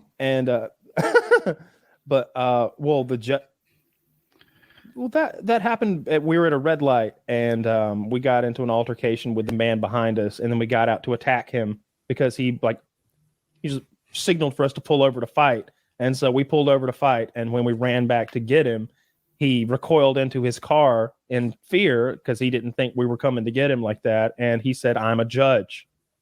And we had just left that area of the city, like where the courthouse and all those buildings are. We, of course, are terrified. So we jump back into our car like we just got shot at. I almost drive off without my partner. He's like hanging on to the oh shit handle barely in the truck. And I careen across 2 or 3 lanes of traffic outside after jumping a curb because I didn't want him to get my plate. Because you would imagine that a judge could make a phone call very quickly and give my plate to someone and they come and get me. So I'm afraid of that because now I feel like I've committed a terrible crime. I probably have. No, you just charged a judge in the middle of the road. Yeah, I think I may have yelled something at him, and I'm pretty sure I had a club. And so then we drove off, and I had the mindset at the time. I know this doesn't make sense, but if I got lost, then I would be lost. like if I didn't know where I was, how he could couldn't they find you? Yeah, a little bit of object permanence difficulty for teenage Kyle. But you gotta understand, I'm like 18 maybe, and I'm terrified because we're way in over. But he hides on a 3-year-old level. Yeah, but I'm driving a truck. Officer, back up. We have a gentleman staring into a tree. And I can see your feet under the curtains, young man. And so I tear off like through the town, and I just start taking every road that leads to a less populated area. I take that turn, like whatever it takes, and very quickly I'm out of town, down side streets, and then into the woods and back roads and the mountainous areas, kind of where Currahee, like that kind of area, and I'm almost out of gas. Like I know the point where it runs out in that truck. It's got to get below the red, and there's got to be visible gap. And then we got like a mile or two. We're on the red. I got like 10 miles, 15 maybe. And we pulled over because there was a lady checking her mail in this like sketchy mountainous area back there where not many people live. And I'm like, ma'am, can you tell me how to get to Franklin County? And she's like, oh, Franklin County. Yes. You halfway in Madison County. I'm like, yes, ma'am, I guess so. How do I get to Franklin County again? That way. And she pointed with like 3 fingers because that's all she had. Like she had some sort of congenital birth defect that I want to attribute to inbreeding because she is like hill folk. And you're like, there's that way. And I was like, thank you so much, ma'am. And I took off, and we both looked at each other like, did you see her fucking hand? Did you see her fucking hand? I'm like, where are we? Where are we? We were scared. I was so scared because we really didn't want to like attack a judge. We just wanted to defend ourselves. That's what it felt like at the time. You didn't want to respond cool when he was like, I'm a judge. And you were like, this is my partner jury and I'm executioner. And then you bang, go in there with your fucking club, break his windshield, drag him out, and say, don't you dare threaten us to fight so rudely. That does sound cool. Yeah, that would have been cool. That would have been a different life for me, I think, if I'd done that at 18. You'd be a pretty cool guy. No, he literally did start it though. I didn't leave. The light turned green, and I didn't immediately go because there was a car quickly coming to the intersection from my right, not stop. They'd be like, "Oh shit, it's red," and they're having a hard time getting stopped. It wasn't like a crazy emergency, but I was taking note of how quickly they were approaching the intersection, so I didn't leave right away. And this guy laid on the horn, and I think one of us gave him the finger, and he gave us the finger back, and then he was like, "Pull over." And it's like, all right, them's fighting words. He's wanting to go, so we did. And I bet he wasn't even a judge. He might not have been, but man, that's a good card to pull out of your back pocket in a scary moment. That's really good. Yeah, you have like to be old enough looking. Now. Yeah, Woody, I don't think you could pull off I'm a judge. You don't look old enough. I totally look like a judge. You're not judge age. No, you would need a beard, and you'd need to look old. Actually, beard with the gray in there, you could pull off judge. Is it a crime to impersonate a judge? Because I know law enforcement, that's definitely a crime. No, it's not a crime at all. No.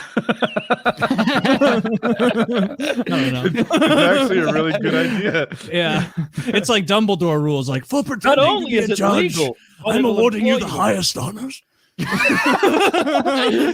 That was actually very smart of you. You pretended to be a judge. As a judge, I respect this. Yeah.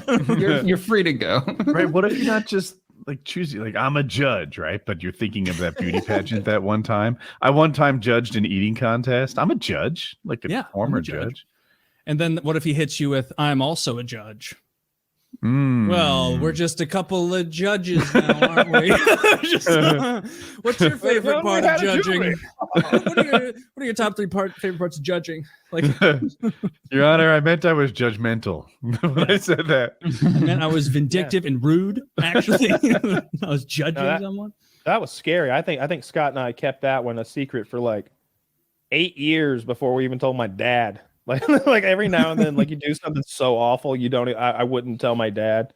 One time I was at his farm and he was away on a trip. I've probably told you all this before, but there was a bird on the power line.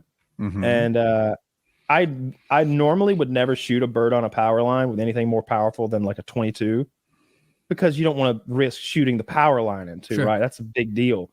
But there he was, and I had a really good rifle. I had this big Remington 40XB 22 250 with a 36 power Unerdal scope on it. This is the gun you use to cut playing cards in half. It'll put 3 bullets in the same hole at 120 yards. It's what it does. It weighs 15 pounds or something, and it's a small caliber rifle. When you shoot it, it goes key. It barely moves. But the scope's like gyroscopically stabilized, so it doesn't move. It stays stationary. This is the gun to shoot a bird off a power line. But I didn't know my dad had zeroed it for like some other range. And so at 50 meters, it's shooting real low.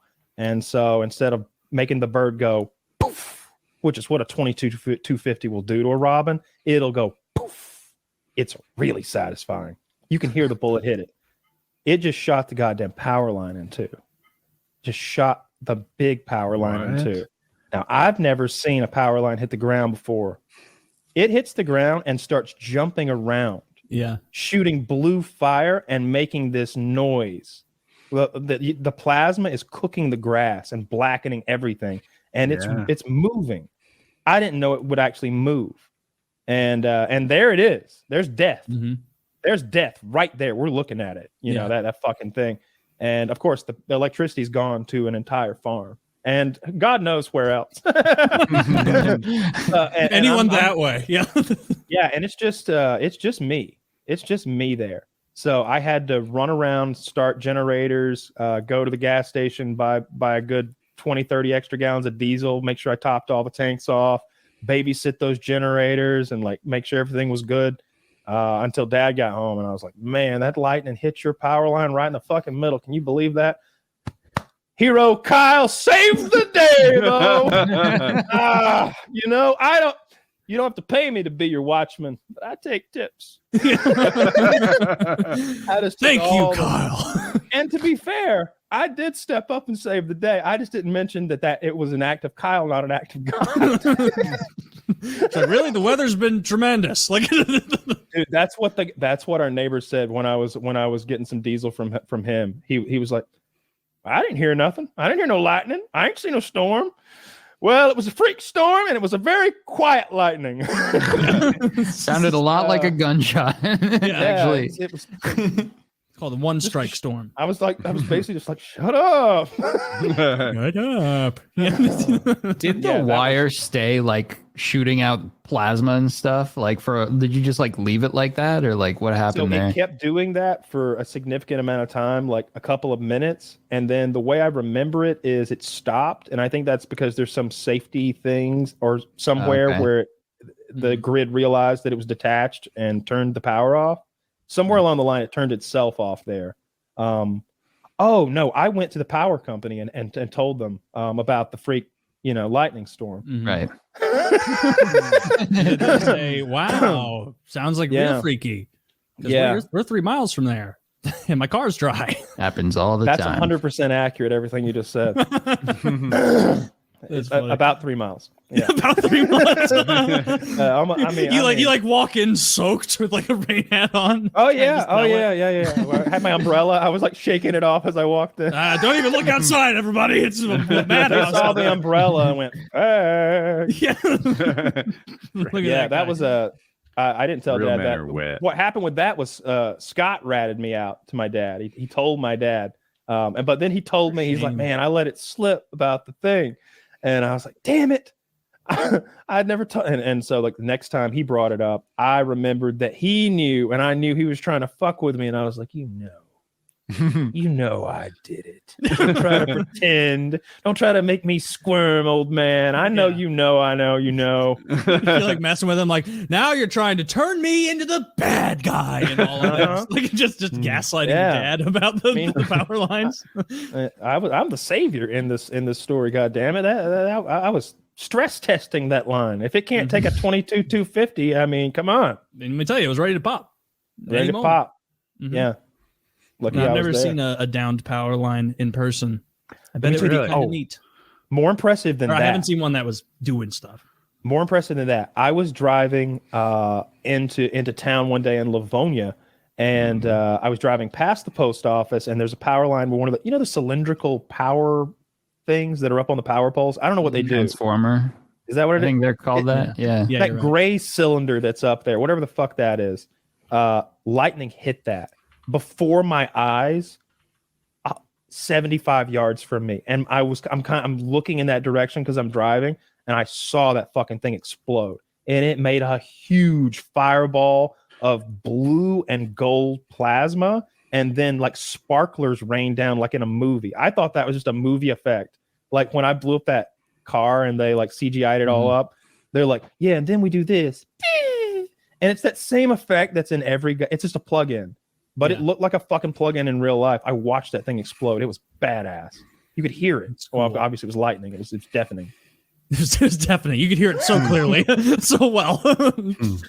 Lightning's awesome. Every time I've seen lightning a bunch of times do crazy shit. My uncle was working on a car. Had a floor jack, a big metal thing on a concrete floor. Lightning hit a tree outside, came through the floor jack, and gave him a jolt. Oh my god! And like dropped him to the ground, and he's like laying there all fucked up for a while. They had to help him into the house.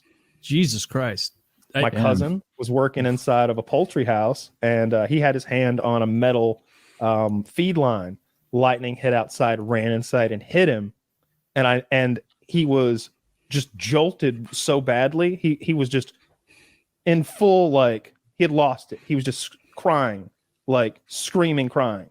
Like he was just from the pain, I guess, but he was just sitting on the ground with his hands like this, crying when it hit him. So he wasn't being shocked anymore, and he was still. No, it was just it hit him in one like bam kind of like jolt, and then you're probably in shock. Like your heart just almost stopped. You almost died. died. A real pussy. I'm gonna be honest. What a baby. Yeah. It's only lightning. Get Big boys don't cry, right? Did Ben Franklin cry? Hell no. He had syphilis too. You know what he did? He said, "Bring me another. Bring me another." They call him the Genghis Khan of syphilis. Did you know that? Goddamn right. He spread it around more than anyone in history. He loved it. He was and the part of the reason he did Franklin. Yep, Ben Franklin. And he spread it because he would often go to France and fuck hookers in France. Like this part's true. And he would. I had my suspicions about the other part. The other part, but he would go there and he would fuck a bunch of hookers in France. And I guess in France at the time, syphilis was all over the place, and so he constantly had syphilis. Yeah, it's a terrible disease. No, not back then, right? Like they probably had little used, like, have antibiotics, nitrate or something, shot up his dick, like something crazy like that. You would need antibiotics, though. That's the real way he invented electricity. Yeah. Trying to get rid of the syphilis. Get that light bulb up my ass. No, it hurt a lot, and it made up something about a key on a kite. That's bullshit. No, he was trying any and everything to get those bumps to go away. Jesus Christ! I'm glad. I don't think you get. Do you get bumps? I have no idea if syphilis causes bumps. I know I got like a little red like patch on my shoulder that you could only really see out of a hot shower. That's how I knew I had it. Oh, and then all the skin on my palms and the soles of my feet fell off. Yeah, that's the bigger one that was in the shower. That was the secondary symptom. But when I saw that red patch on my shoulder, I knew something was up. Mm-hmm. You started thinking about committing tax evasion and going insane in prison, and you realized, no, I don't want an Al Capone life. No, you don't Damn want that Al shame. Capone life. That's Al Capone. That's how Al Capone died. He should have died as like a super cool gangster sitting in like a Sicilian veranda or something. Sometimes I dying like a crazy- worry that they didn't get all the syphilis and that there's a little like eating away at my brain, because when I get blood, I still have those syphilis antibodies. Food for thought. Food for thought. Or thought for food. Thought This for week food. on Reading Rainbow. I missed that I show. love Reading Rainbow. That was great. Yeah. It was a See, how feel-good can you show. That show was love gay. that without No. having It was. Did your dad say that? I can do anything. Do you remember? It's got rainbow in the title for heaven's sakes. This might be. Actually, no. You guys are both Aqua and Kyle. You guys are both Wishbone age, right? Or were you yeah. a little too old for Wishbone? Kyle? I don't What that is, man. fully remember what that is. It's like a lamb or dog? something. Yeah, Dog. It was yeah. a dog. What's the story, Yeah. Wishbone? Oh, lamb And then- chop.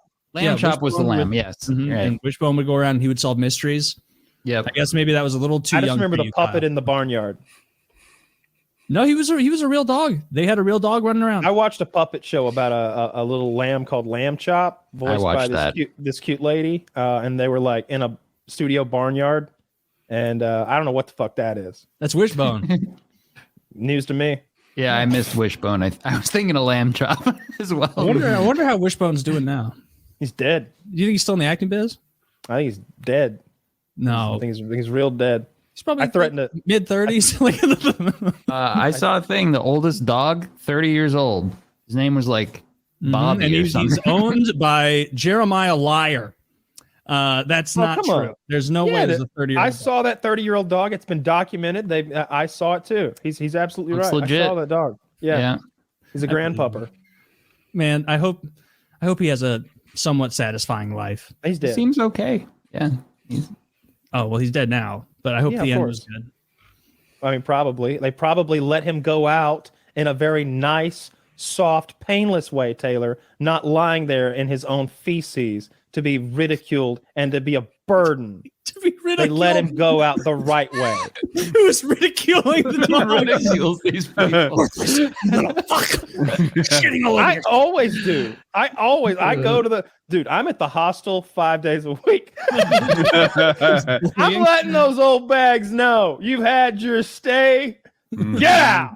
Social Security's crumbling, you fuckers. If they can't contribute to the GDP, they need to off themselves. That's what I start preaching Reaganomics to them, and then the next thing you know, 1, 2, 3, they're offing themselves. Yeah, trickle yourself 6 feet under. How about that? Oh, maybe we could do. Trickle down into your tube. I think a euthanasia service could do well. It's legal in Washington State. Where else is it legal? Canada. Euthanasia? Switzerland. It's Yeah, really yeah. illegal in Canada. They love it in Canada. They're a little they're overzealous with the euthanasia, even for my taste. in Canada. Wisdom teeth, huh? I can. Bet that hurts, don't it? Man, that's gonna sting, buddy. You sure? Here, this will make that pain go away. Oh, what is this, like Tylenol or something? No, that'll kill you. Wait, what? Yeah. Damn, It's almost your got way. another one. It's your way out of that pain, sir. It's your way out of Canada. It's Turn your only guns in way. now. Turn your guns in. Yeah, those poor Canadians. I have the list. You want to know where euthanasia is legal? Yes, sir. Belgium, Canada, Colombia, Luxembourg, the Netherlands, New Zealand, Spain, and a few Australian states. Those are mostly good countries. That's active euthanasia. There's also passive euthanasia, where you just Murder. like remove the treatment and with life support. America's there.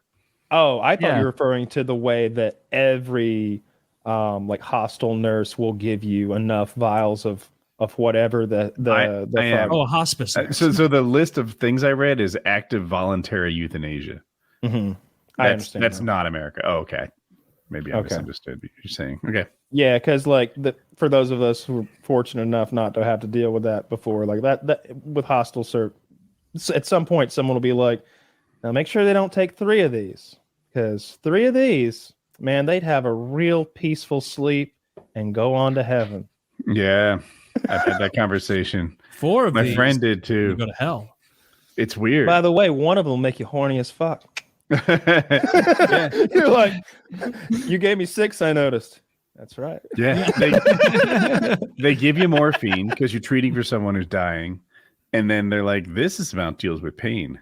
This amount puts them in a peaceful death. And it's just like, well, what? You just taught me how to. Okay, now we know. Yeah, sure. It's an interesting philosophical question. I think there are some people whose version will be, or whose morals tell them, no, you lay there and you suffer until God's done with you.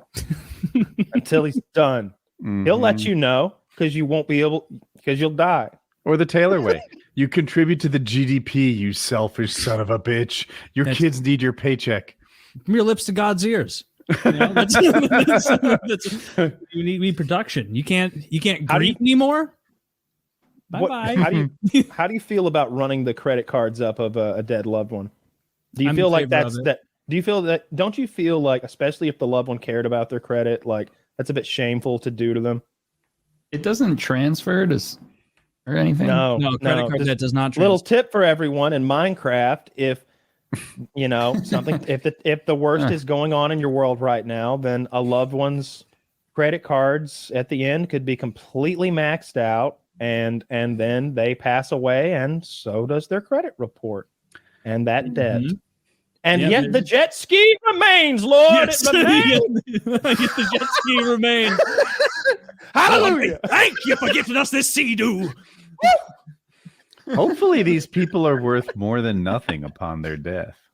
Right? Like I was thinking to myself, because your estate pays off the debt. So like if this is a person with any kind of inheritance, even a shitty one at like $8,000, well, shit, that's like your jet ski, I guess. I don't know what they cost. I don't know. I feel like you could liquidate all the assets long before the credit card companies actually come for you in a legal kind of binding way that would matter. So yeah. You know what I mean? Who's that comedian who tells this story? Doug Stanhope. Doug Stanhope tells this story. He's like, I couldn't tell this until the statute of limitations is up. But when my mom was dying of whatever she had, degenerative painful disease, there was a night when she finally decided this is it. And she drank this, like, I don't know, milkshake of opium. And I gave it to her and we laughed and we said this and that. He's like, and then I ran her credit cards up. like he tells the whole bit. And in her dying days, she hit her credit limit on Amazon.com. Yeah. He even says stuff like that. He's like, but somehow through the haze, she managed to order a jet ski. Like, look up Doug Stanhope mom or mom death credit card or something like that, and you'll find the clip. It's hysterical. Very funny bit. But I think I'm of the standpoint of like, I think it's a bit dishonorable to do that to their credit report because the United States capitalist system has made me believe that credit reports, which were invented in 1989, are somehow akin to a person's worth and honorability. Isn't that great? Yeah, you have to be in debt to be worth something. You know? I think I wouldn't want to leave you with a bad credit report. What will the debtors think of you? Dishonored your family. But that is how I think about credit. No, I think what Doug did was great. Big ups to Doug Stanhope for getting himself a Sea-Doo or whatever new unethical life pro tip. Seersucker suits. Yeah, big time. Unless there's a reason we mentioned the statute of limitations on that one. That's not Minecraft statutes. That's that's I'm still kind of iffy on that one. That's a weird moral one for me, even though I'm perfectly okay with all the euthanasia. Yeah, if you're old and sick, you should be able to decide that. How sick should you have to be? What if you're just old and tired? How old? 75. All right, you're good. You come in, you're 75. You say, "I've had it. Hook me up." What if you're 65 and you're looking forward and you decide there's no more fun left? I'm gonna pop smoke. Call it a life. Pop smoke. Well, I guess there's no stopping you. He'll just go to fucking Belgium and then give the Belgians that euthanasia money instead of us. You can do it on your own on the cheap. That's true. But they're pros. And there's really no reason to be a penny pincher on this. Can you imagine going through Can you imagine going through customs to kill yourself? Yeah. People do it. People do it. What a pain in the ass. Like the last experience on earth is like they lost your luggage. Doesn't matter. Actually, you're right. Yeah. Yeah, like, you know what? Normally this would bother me, but the truth is I don't need Tobias clothes. I don't mind that I'm banned from the airport. Like, what does threats? what does euthanasia sound like with a racist Asian accent? Ruth, fuck. Ooh. It sounds like youth of Asia, Euthanasia. which also sounds like the Euthanasia. youth. So that sounds like the Euthanasia. youth I don't of know. Asia. So you could have like a really funny comedy movie where that was a misunderstanding. That's what I thought it was the first time I heard it, like as a kid. Youth in Euthanasia? Asia. Yeah. Oh, euthanasia. Mm-hmm. Those Does sound kids like are a euthanasia. real fucking problem, How have I apparently. never heard of that? Yeah. That'd be a good band Those name. kids are controversial. Yeah. My God. We're the euthanasia. That's a I good love that. That's a good K-pop band name. Oh, that's my new gamer tag. Youth in It's Asia. actually a That's sick taken. band name. Oh, yeah. It is. Delete this part of the episode. We're gonna start our own 4-person Trademark band. FES production. Yeah. Oh, we Too should late. just be terrible at it. All right. Now, first question: does anyone know how to play an instrument? All right, here's what we actually need. Let's Play make a a drum, fake sort of. band. Yes, we're a But I quarter of the way suck. there. Because I was gonna play percussion, but I can only clap. That might be the first time we've ever had a good idea for a T-shirt. A fake band called Youth in Asia, and it's a band T-shirt, and it looks like a real band T-shirt That'd be with a tight. picture of a band and like a logo that says Youth in Asia. I like that. That's a good one. Get on it, Taylor. Right along with the poop site. All right. As soon as I get the final coding See, done my on the work poop is done. site. I come Taylor, with the you need a ideas. third Don't make job. me put the hot And a sauce in fourth the bottle. and a fifth. Just I need to be busy all the time, facilitating Kyle's ideas into reality. It's like, and again, Kyle, we're I come up hemorrhaging with the money name hot sauce. on I the get it in on the bottle. look and see pound. It's upsetting people. They don't want to go to the pound and touch the sick dogs. Watch, forcing people to watch the death of a dog at a pound before they get there, so they realize how serious it is. Yeah, that's how they made me keep my dog after I found out he was defective and bitey. I got him home and he bit the other dog over food. Now he doesn't do that anymore. It was just like his first day and he'd been in prison for a while. But I was like, damn, you got to go back, buddy. You bit the other dog. And they're like, we're going to kill him, right? I'm like, what? Yeah, we're going to smoke his ass as soon as you leave. And I didn't make a full on scene, but I was like a little bit of a Karen. I was like, come on, Rocky, let's get out of here. We're not going to let him kill you. And I said it enough for the people in the like the area around me to hear. I was like, yeah, they want to kill him. Murderers. They're gonna kill him if I don't take him. And they didn't tell me that he had a metal rod in his leg and he's bitey. Look at his leg. And they're like, oh. Anyway, happy hunting. Like they're just Yeah. sleeping. Fucking dog.